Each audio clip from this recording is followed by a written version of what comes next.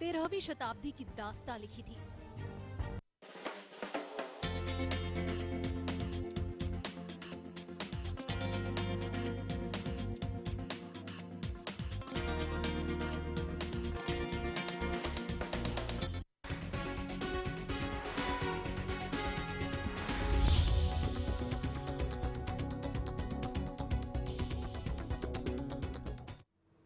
नमस्कार, lemon news में आप सभी का स्वागत है। मैं हूं सीमा। खबरों की शुरुआत करते हैं। सबसे पहले नजर डाल लेते हैं हेडलाइंस पर। मुंबई पुलिस कमिश्नर सत्यपाल सिंह ने दिया इस्तीफा। गृह मंत्री आर पाटिल को सौंपा इस्तीफा। आप या बीजेपी से लड़ सकते हैं लोकसभा चुनाव।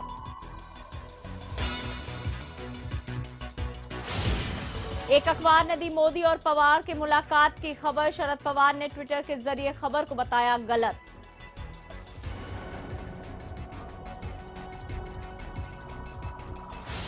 दिल्ली में आज होगी कैबिनेट की अहम बैठक में जन लोकपाल बिल पर हो सकता है फैसला।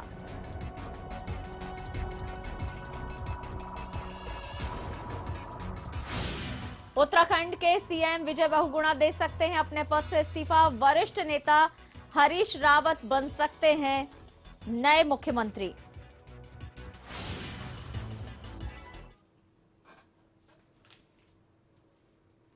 और अब खबरें विस्तार से। मुंबई में एक बड़े अखबार ने सनसनीखेज एक खबर छापी है। एनसीपी अध्यक्ष शरद पवार और बीजेपी के पीएम पद के उम्मीदवार, आपको बता दें, उनकी नरेंद्र मोदी की गुप्त बैठक होने का दावा किया जा रहा है। इस अखबार का दावा है कि 17 जनवरी को दिल्ली में मोदी और शरद पवार के बीच गुप्त मुलाकात हुई थी। रिपोर्ट में कहा गया है कि शरद पवार ने मोदी को चुनाव के बाद समर्थन देने का भरोसा दिलाया है, लेकिन इस सभी बातों को शरद पवार ने साफ खारिज कर दिया है।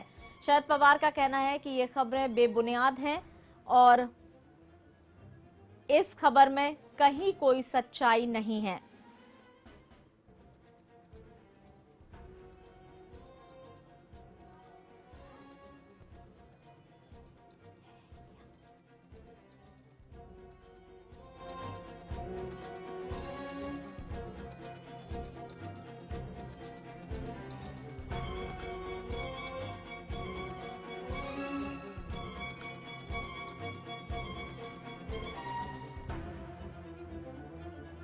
तो आपको बता दें, अखबार में दावा किया गया है कि शरद पवार ने नरेंद्र मोदी से कहा है कि वो लोकसभा चुनाव तो कांग्रेस के साथ ही लड़ेंगे, लेकिन चुनाव के बाद बीजेपी को समर्थन दे सकते हैं। यानी कि शरद पवार और नरेंद्र मोदी की गुप्त मुलाकात के बारे में अखबार ने छापा है। गौरव की चंद दिन पहले एनसीपी नेता प्रफुल्ल पटेल ने नरेंद्र मोदी का 2002 के गुजरात दंगों के मामले में भी बचाव किया था। यानी कि पहले से भूमिका बांधी जाने लगी है। उन्होंने कहा कि 2002 दंगों पर कोर्ट का फैसला आ चुका है। इस मामले की जांच के लिए सुप्रीम कोर्ट की निगरानी में बनी एसआईटी भी मोदी को क्लीन चिट दे चुकी है और इस विवाद को अब खत्म कर देना चाहिए। जिसके बाद ये कहा जाने लगा कि एनसीपी का झुकाव अब बीजेपी की तरफ होने लगा है और कांग्रेस से उसका मोह भंग हो चुका है। हमारे साथ जुड़े हमारे सहयोगी संवाददाता धर्मेंद्र दुबे। धर्मेंद्र, अटकलें लगाई जा रही हैं कि मुलाकात हो चुकी है, हालांकि चुनाव वो कांग्रेस के साथ ही लड़ेंगे। महाराष्ट्र में एनसीपी जो है शरद पवार वो, लेकिन चुनाव के बाद बीजेपी को समर्थन दे सकते हैं। क्या कहा जाए, काफी ज्यादा जो राजनीतिक गलियारों में हलचल मच गई है इस खबर को उठने के बाद या फिर अखबार में आने के बाद। कह सकते हैं कि ये एक तरह से बवाल मच चुका है महाराष्ट्र की राजनीति में, क्योंकि कांग्रेस और एनसीपी की सत्ता अभी महाराष्ट्र में लहरा रही है। इसके अलावा आने वाले चुनाव में भी एक साथ में ही ये लड़ने की तैयारी है। लगातार रोज प्रेस कॉन्फ्रेंस लिए जा रहे हैं, सीटों को लेके बंटवारा तक हो चुका है और अब जो है नामांकन फॉर्म भी कई लोगों ने राज्यसभा से भर दिया है और कुछ ही दिनों में या कह सकते हैं इसी हफ्ते में उम्मीदवारों की जो लिस्ट है ये भी अपनी जारी कर दी जाएगी। लेकिन जिस तरीके से एक बहुत ही प्रसिद्ध अखबार मराठी लोकसत्ता ने सूत्रों के हवाले से खबर ये छाप दी कि नरेंद्र मोदी के साथ में शरद पवार ने आधे घंटे मीटिंग की थी, कहीं न कहीं नाराजगी जरूर एनसीपी के नेताओं में और भारतीय जनता पार्टी के नेताओं में आ चुकी है। लेकिन इस खबर के बाद ही जब प्रसिद्ध होने लगा ये पूरा का पूरा मसला, तो आज शरद पवार सुप्रीमो जो एनसीपी के हैं उन्होंने खुद ही ट्विटर पर ये बात कही है कि ये सारी खबर जो है वो झूठी है और लोकसत्ता अखबार जो है उसे माफी मांगना चाहिए। अभी कुछ ही देर पहले उन्होंने इस बात को ट्वीट भी किया है।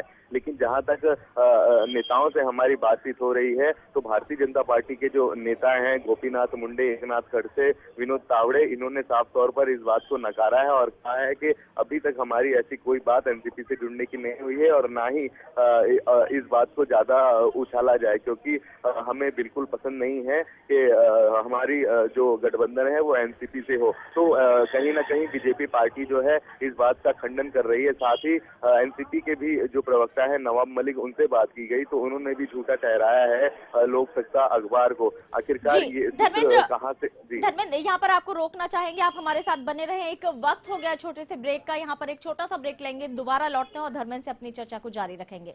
छोटा सा ब्रेक।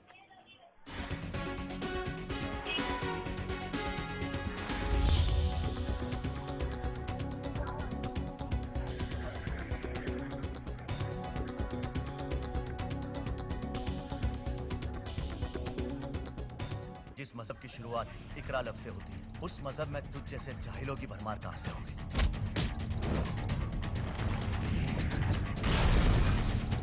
एक लाश के बदले तुम लोगों की 4 लाशें गिराएंगे हम। इस टेलीशॉप आपके लिए लेकर आया है दुनिया का सबसे छोटा मोबाइल। ये है वर्ल्ड का सबसे स्मॉल एंड स्मार्ट वॉइस कार्वलो मोबाइल। दोस्तों, मोबाइल का फर्स्ट लुक तो मैंने आपको दिखा दिया। आई एम डैम श्योर ये फोन आपको इतना पसंद आएगा जब मैं आपको इसकी खूबियों के बारे में बताऊंगी कि आप बिना इंतजार किए हमारे स्क्रीन पर चल रहे नंबर्स पर हमें फोन करेंगे और ये मोबाइल ऑर्डर करेंगे अपने लिए और अपने चाहने वालों के लिए। वाओ, ये है दुनिया का सबसे छोटा मोबाइल, वॉइस मोबाइल। वर्ल्ड के सबसे small and smart voice mobile की स्पेसिफिकेशंस। दोस्तों, इसमें है dual SIM, FM, radio, Bluetooth, MP3, MP4 players, digital camera. Voice mobile आपको मिल रहा है सिर्फ 999 में। वॉइस मोबाइल का प्रोडक्ट कोड है R50722। आपके लिए है स्पेशल ऑफर। यदि आप अभी किसी भी डेबिट या क्रेडिट कार्ड से ऑर्डर करते हैं तो आपको मिलेगी 10% की छूट। वर्ल्ड के सबसे small and smart voice mobile को मंगवाने के लिए अभी डायल करें 096-509-77777। पंजाब के कस्टमर्स के लिए लोकल नंबर है 07307077777। दुबई के कस्टमर्स के लिए नंबर है +971559356 आप हमें SMS भी कर सकते हैं ATS to 57575। Website www.aceteleshop.com। ये फोन आप अभी इसी वक्त अपने लिए और अपने चाहने वालों के लिए ऑर्डर कीजिए।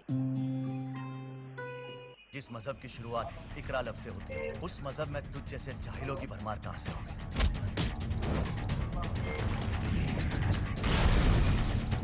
एक लाश के बदले तुम लोगों की 4 लाशें गिराएंगे हम। ऐसा घर आपने नहीं देखा होगा। संभाल के, पोछा मारा अभी। आइए। ओ भाई साहब, ये देखिए हॉल, ये देखिए चिल्ड्रंस रूम, देखिए कितना बड़ा है। आपके बच्चे खेलते खेलते थक जाएंगे। हो गया, मजे ले लिए। आइए। और ये है बेडरूम, इसकी खिड़की से तारे दिखते हैं, तारे। आपको क्या लगा प्रॉपर्टी डीलर हुआ? अरे आपको अपना घर दिखा रहा था। Pearls infrastructure. हम जानते हैं कि घर अरमान, उम्मीदों और सपनों का बना होता है, तभी तो हम घर बनाते हैं, जिंदगियां बनाते हैं। अक्षय, बाथरूम कब धोगे? आज संडे है ना।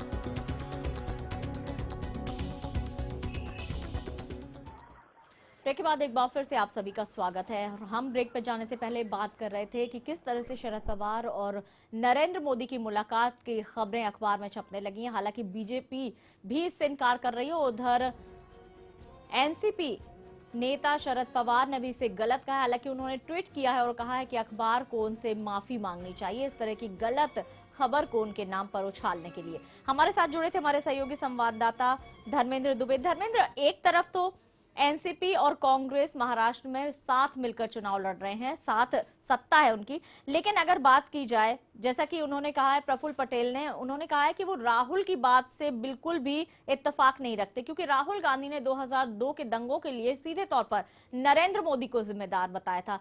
तो दोनों पार्टियां साथ तो चल रही हैं, साथ चुनाव भी लड़ रही हैं, लेकिन जो उनकी सोच है वो जुदा जुदा है। क्या कहेंगे?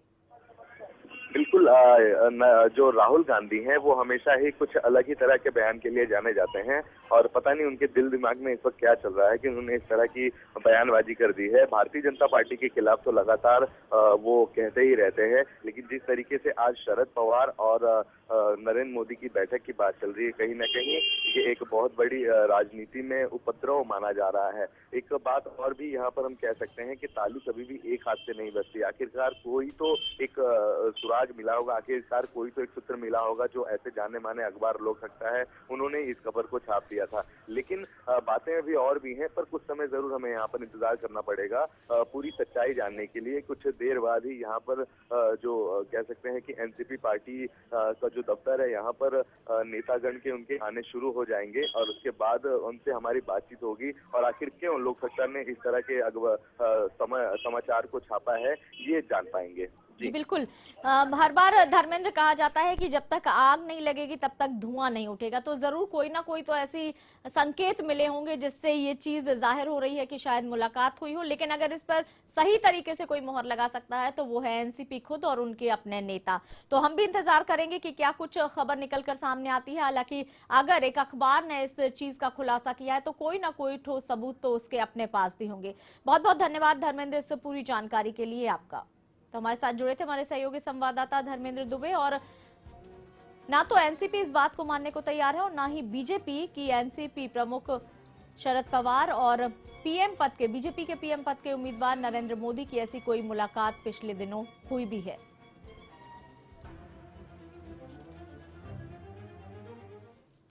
बढ़ते आगे, तमाम अटकलों के बीच मुंबई पुलिस कमिश्नर सत्यपाल सिंह ने अपने पद से इस्तीफा दे दिया है। सूत्रों के अनुसार सत्यपाल सिंह ने महाराष्ट्र के गृह मंत्री आर पाटिल को अपना इस्तीफा सौंप दिया है। इस इस्तीफे को सत्यपाल सिंह के लोकसभा चुनाव लड़ने की तैयारियों से जोड़कर देखा जा रहा है। खबरों की माने तो सत्यपाल सिंह मुंबई या अपने गृह क्षेत्र उत्तर प्रदेश से चुनाव भी लड़ सकते हैं। सत्यपाल सिंह 2015 में रिटायर होने वाले थे।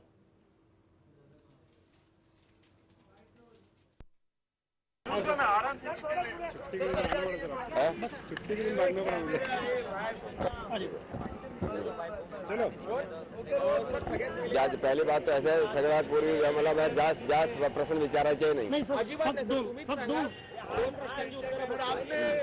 दिया है, क्या कारण है? इस्तीफा दिया है आपने, क्या कारण है? देखिए, मैंने अपना इस्तीफा का पत्र मैंने भेजा है, सरकार उस पर अपना निर्णय लेगी। अभी तक मैं मुंबई शहर के लिए, मुंबई पुलिस के लिए काम करता था। अभी मेरा विचार है एक नई ऊर्जा के साथ, नई एनर्जी के साथ मैं सामाजिक सद्भाव के लिए, सोशल हार्मनी के लिए, राष्ट्र के निर्माण के लिए और विश्व शांति के लिए काम करूंगा। सर, ये जो बड़े कैनवास की बात कर रहे हैं, ये बड़ा कैनवास क्या हो सकता है, किस रूप में हो सकता है और कौन से पार्टी के साथ हो सकता है?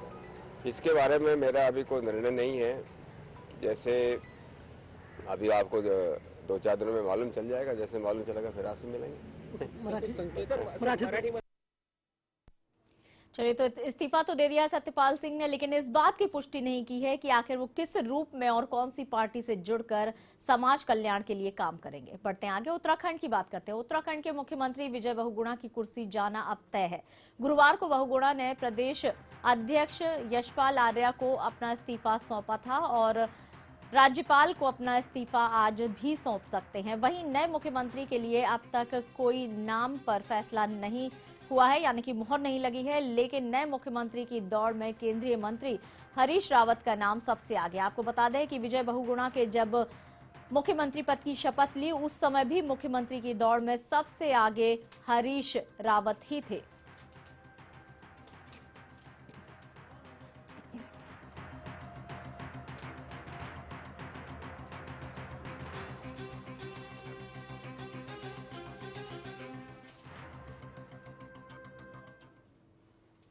और खबरों में यहाँ लेंगे एक छोटा सा ब्रेक। आप बने रहिए हमारे साथ और देखते रहिए लेमन न्यूज।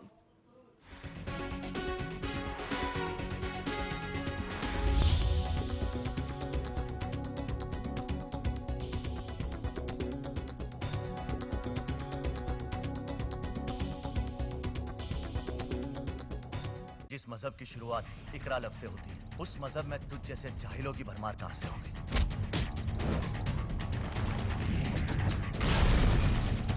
एक लाश के बदले तुम लोगों की 4 लाशें गिराएंगे हम। नमस्कार, सलाम, मैं हूं हर्षा अवस्थी और स्वागत करती हूं आप सभी का एस टेलीशॉप की दुनिया में। एस टेलीशॉप आपके लिए लेकर आया है नया ब्लैकबेरी 8830 सिर्फ और सिर्फ 3,999 रुपए में, जिसकी मार्केट में वैल्यू है 12,999। तो यहाँ पे अगर अभी के अभी आप हमसे परचेस करते हैं तो सीधा सीधा आप 9,000 सेव कर रहे हैं। और इतना ही नहीं, अभी के अभी ऑर्डर करने पर आपके घर एक रिस्ट वॉच वर्थ ₹2799 यानी कि 2799 की आपके घर आएगी एब्सोल्युटली फ्री, यानी कि 2 in 1 ऑफर है।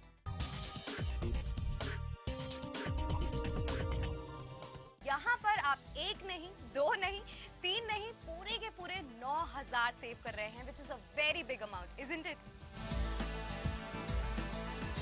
इस ब्लैकबेरी 8830 में आपको बहुत सारे फीचर्स मिलते हैं, जैसे GPRS, WAP, कॉटी keypad, MMS, email organiser, Bluetooth, media player, Java support, 60 MB internal memory, 16 MB RAM, 8 GB तक की expandable memory, trackball, upgraded calendar organiser, 1400 mAh का अमेजिंग बैटरी बैकअप।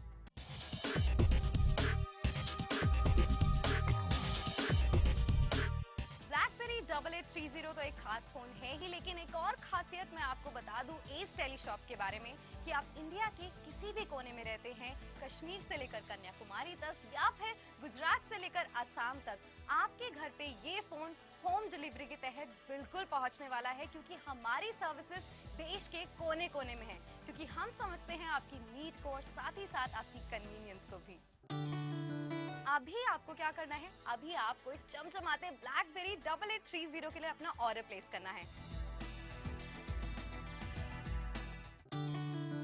ऐसा घर आपने नहीं देखा होगा, संभाल के पोछा मारा अभी। आइए, ओ भाई साहब ये देखिए हॉल, ये देखिए चिल्ड्रंस रूम, देखिए कितना बड़ा है, आपके बच्चे खेलते खेलते थक जाएंगे। हो गया, मजे ले लिए, आइए। और यह है बेडरूम, इसकी खिड़की से तारे दिखते हैं, तारे। आपको क्या लगा प्रॉपर्टी डीलर हुआ? अरे आपको अपना घर दिखा रहा था। पर्ल्स इंफ्रास्ट्रक्चर, हम जानते हैं कि घर अरमान, उम्मीदों और सपनों का बना होता है, तभी तो हम घर बनाते हैं, जिंदगियां बनाते हैं। अक्षय, बाथरूम कब धोगे? आज संडे है ना।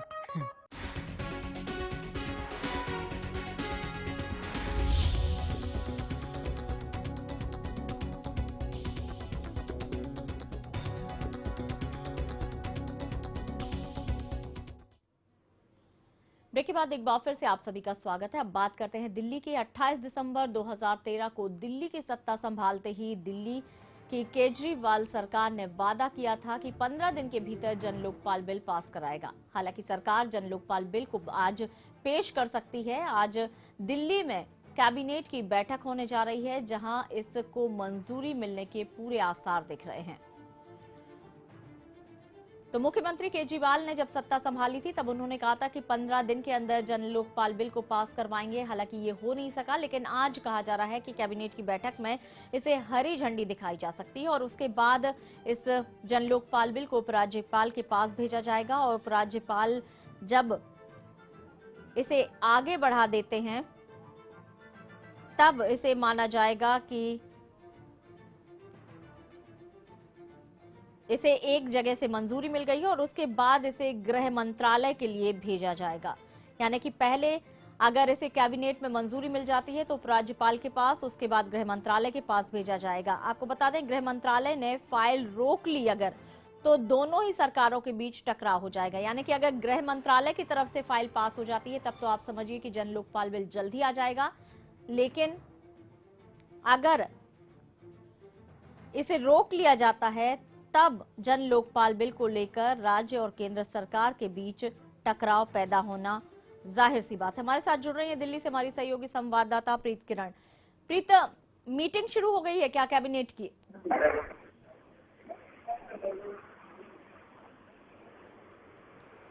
प्रीत, आप तक अगर आवाज पहुंच रही है, जानना चाहेंगे कैबिनेट की मीटिंग है, इसमें कहा जा रहा है कि आज जन लोकपाल बिल को हरी झंडी दिखाई जा सकती है, उसके बाद इसे उपराज्यपाल के पास भेजा जाएगा। क्या कैबिनेट की मीटिंग शुरू हो गई है?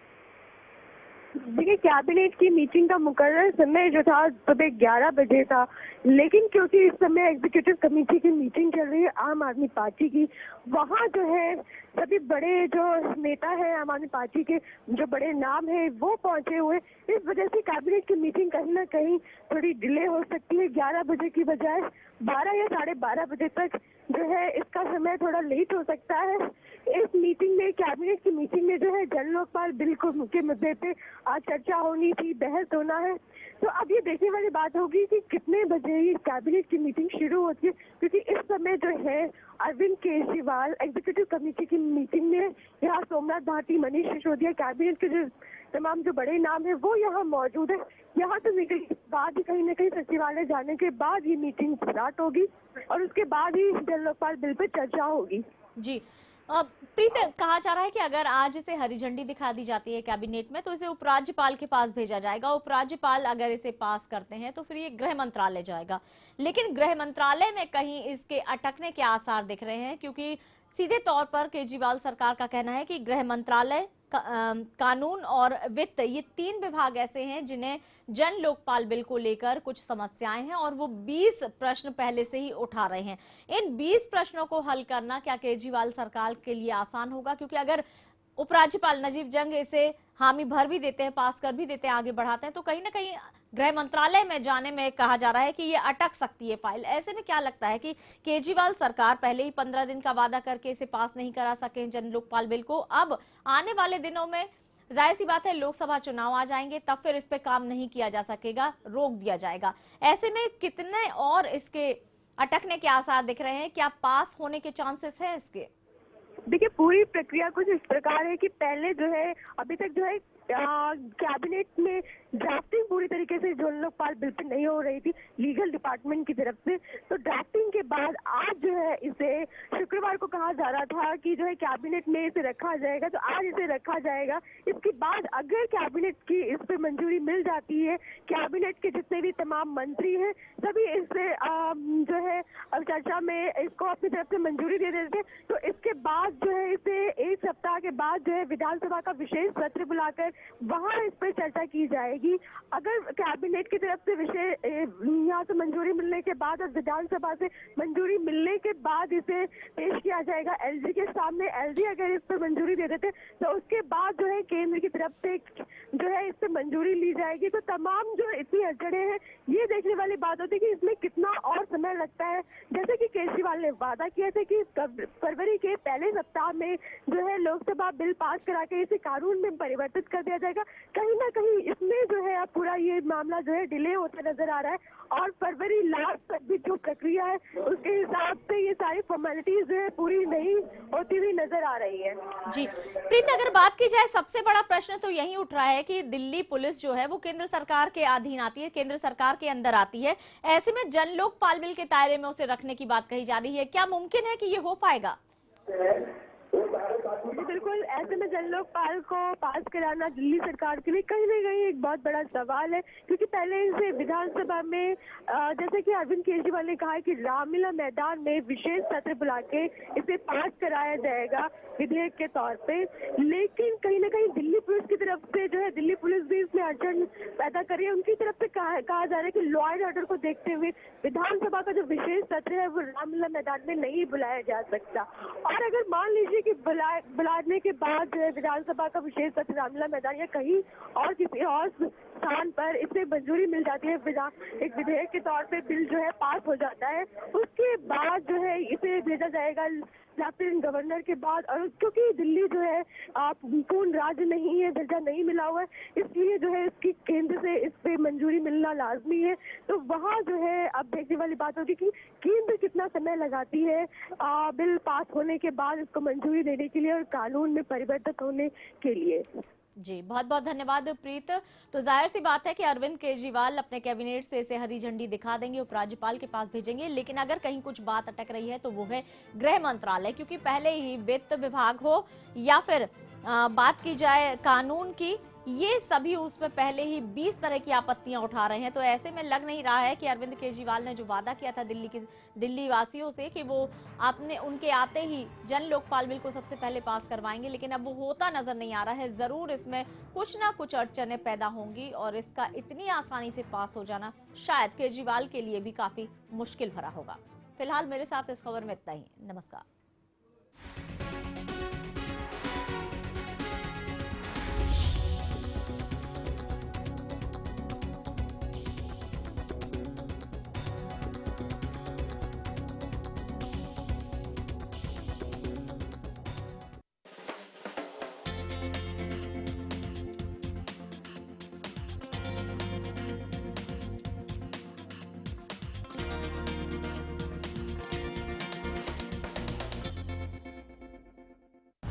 बैंक ने ही लूटा अपने कंज्यूमर के पैसे।